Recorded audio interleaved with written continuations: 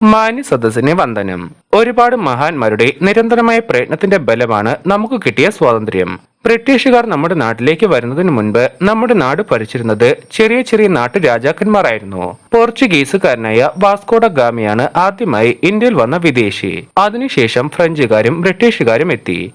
പതിയെ അവർ നമ്മെ കീഴടക്കാൻ തുടങ്ങി. നമ്മുടെ നാട്ടു രാജാക്കന്മാരുടെ ഇടയിലുള്ള ശത്രുത ഇതിനൊരു കാരണമായി. നമ്മുടെ നാട്ടിൽ രാജാക്കന്മാരെ തമ്മിലടുപ്പിച്ച് അടിമകളാക്കി. അങ്ങനെ ബ്രിട്ടീഷുകാർ നമ്മളെ അടക്കി വാഴാൻ തുടങ്ങി. ബ്രിട്ടീഷുകാർ നമ്മോട് ഒരുപാട് ക്രൂരതകൾ ചെയ്യാൻ തുടങ്ങി.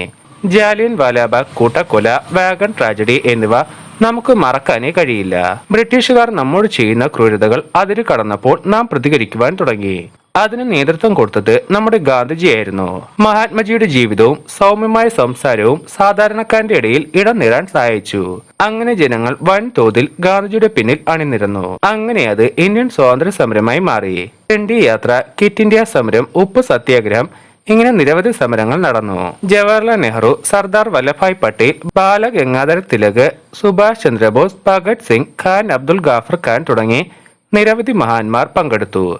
അങ്ങനെ 1947 ഓഗസ്റ്റ് 15 ഇന്ത്യ സ്വതന്ത്രമായി. ഇന്നും വളർച്ചയുടെ പാതയിലാണ് നമ്മുടെ രാജ്യം. വിദ്യാഭ്യാസം, ശാസ്ത്രം, ആരോഗ്യം തുടങ്ങിയ എല്ലാ മേഖലകളിലും നമ്മുടെ രാജ്യം ഉയർച്ച നേടിക്കഴിഞ്ഞിരിക്കുന്നു. ഇന്ത്യക്ക് വേണ്ടി പൊരുതിയ ആ വലിയ മഹാന്മാരെ നമുക്ക് ഈ നിമിഷം ഓർക്കാം. അങ്ങനെ നമ്മുടെ രാജ്യത്തിന് വേണ്ടി പൊരുതുന്ന നല്ല കുട്ടികളായി വളരാൻ നമുക്ക് പ്രയത്നിക്കാം. ജയ് ഹിന്ദ്.